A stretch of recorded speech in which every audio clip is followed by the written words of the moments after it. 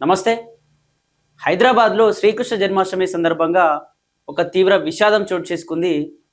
దాదాపు 9 మందికి పైగా గూడా కరెంట్ షాకొచ్చి పడిపోయిన పరిస్థితి.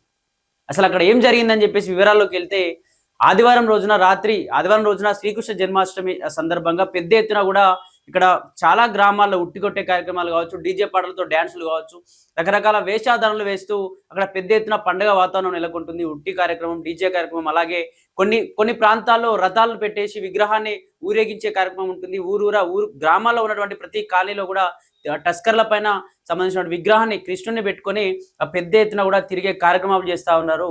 దీనికి సంబంధించి ఏదైతే హైదరాబాద్‌లోని ఉప్పల్‌లో రామంతపూర్‌లోని గోఖలే నగర్ కాలనీలో ఉన్నటువంటి ఒక టస్కర్ పైన ఒక శ్రీకృష్ణుని విగ్రహాన్ని పెట్టుకొని దాదాపు టస్కర్ చిన్నగా ఉంటుంది. దాదాపు విగ్రహం చాలా పెద్ద ఎత్తున ఉండడంతో ఆ విగ్రహం ఏదైతే ఆ టస్కర్ కొద్ది దూరం వెళ్ళిన తర్వాత టస్కర్ మరమ్మతుల కారణంగా అక్కడ రోడ్డు మరమ్మతుల కారణంగా ఆగిపోవడంతో దాన్ని తోసే కార్యక్రమంలో భాగంగా చాలా మంది అక్కడ 9 మందికి పైగా కూడా తోసే కార్యక్రమంలో పైన ఏదైతే విగ్రహం హైట్ ఉండడం వల్ల విగ్రహం ఐరన్‌కు సంబంధించింది కాబట్టి మొత్తం ఐరన్ ఉంటుంది కాబట్టి విగ్రహానికి అక్కడ పైన వైర్లకు టచ్ అయ్యి 9 మందికి పైగా కూడా కరెంటు షాక్‌తో ఎక్కడిదక్కడ చెల్లాచెదురుగా పడిపోయిన పరిస్థితి. అక్కడ దాదాపు ఆ 9 మందిలో కూడా 5 మంది అక్కడే వెంటనే చనిపోయిన పరిస్థితి. ఆ చనిపోయిన వ్యక్తుల్ని అక్కడ ఏదైతే పరిసర ప్రాంత ప్రజలు ఉంటారో లేకపోతే వాళ్ళ ఫ్రెండ్స్ కావచ్చు, అక్కడ ఏదైతే ఆ శ్రీకృష్ణ కమిటీ అని చెప్పేసి ఆ యూత్ సభ్యులందరూ కూడా పెద్ద ఎత్తున పడిపోయిన వాళ్ళ దగ్గరికి అందరి దగ్గరికెళ్ళి చెస్ట్ పైన ఎందుకంటే వెంటనే హార్ట్ ఆగిపోతుంది కాబట్టి ఖచ్చితంగా బతికించే ప్రయత్నంలో భాగంగా ఏడుస్తూ, రోదిస్తూ ఎంతో మంది అయ్యో! అయ్యో! అంటూ కూడా అక్కడ పక్కపంటి విజువల్స్ కూడా చూసుకోవచ్చు. దీనికి సంబంధించి ఎంతో మంది ఏడుస్తూ ఎక్కడిదక్కడ పడిపోయిన వ్యక్తుల్ని అక్కడ ప్రజలంతా కూడా ఆ పడిపోయిన వ్యక్తుల దగ్గరికెళ్ళి చెస్ట్ పైన ప్రెస్ చేస్తూ ఉన్నటువంటి పరిస్థితి.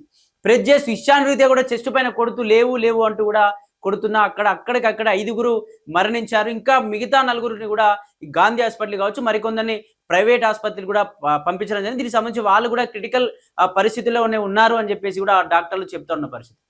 దీనికి సంబంధించి పెద్ద ఎత్తున కూడా కృష్ణాష్టమి జన్మదినం సందర్భంగా పెద్ద ఎత్తున ఇటు దీనికి సంబంధించి ఉట్టికొట్టే కార్యక్రమాలు ఉంటాయి. అలాగే వేషధారణలు ఉంటాయి. డీజే పాటలతో కూడా డాన్స్ చేస్తూ గోపికల వేషధారణ శ్రీకృష్ణుని వేషధారణలో డాన్సులు చేస్తూ కోలాటలాడుతూ పెద్ద ఎత్తున ఇటు శనివారం, ఆదివారం 2 రోజులు కూడా రాష్ట్ర వ్యాప్తంగా ఇటు దేశవ్యాప్తంగా సంబరాలు జరుగుతూ ఉన్నాయి.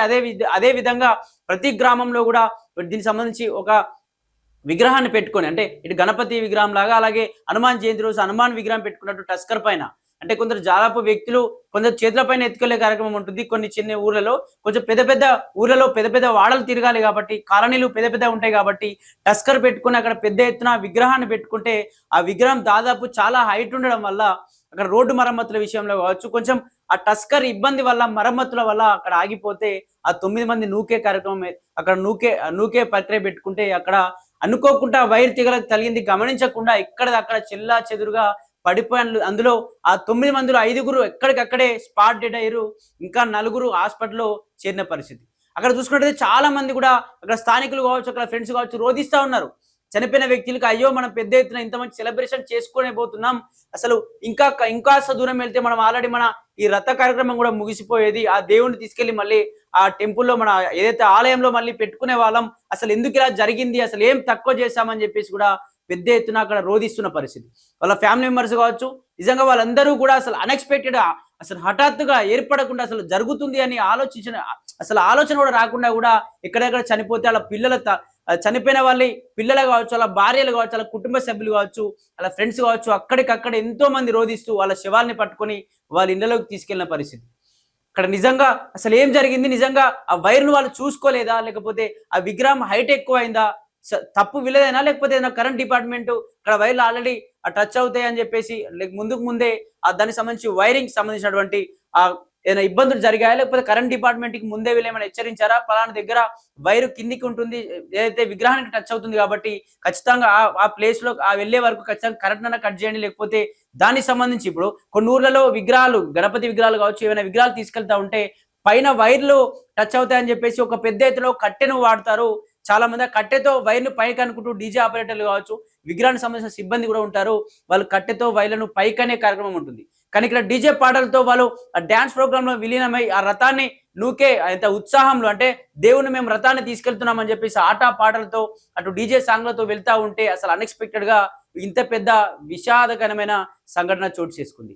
దీనికి సంబంధించి ఇందులో కిషన్ రెడ్డి యొక్క డ్రైవర్ కూడా ఉన్నాడని చెప్పేసి కూడా ఆ సమాచారం అంతా ఉంది. దీనికి సంబంధించి ఇందులో ఎవరెవరైతే చనిపోయిన వాళ్ళు ఎవరెవరైతే ఉన్నారో వాళ్ళ డీటెయిల్స్ ఒకసారి తెలుసుకునే ప్రయత్నం చేద్దాం. ఇందులో చనిపోయిన వాళ్ళలో చాలా మందిని కూడా క్షతగాత్రులైన ప్రతి ఒక్కరిని ప్రైవేట్ ఆసుపత్రిలో తరలించిన పరిస్థితి, వాళ్ళ పరిస్థితి కూడా విషమంగానే ఉంది అని చెప్పేసి అటు డాక్టర్లు కూడా చెప్తున్నారు. ఈ చనిపోయిన వాళ్ళలో ముఖ్యమైన వాళ్ళు కృష్ణ యాదవ్. ఈ కృష్ణ యాదవ్ కు దాదాపు 24 సంవత్సరాలు ఉంటాడు.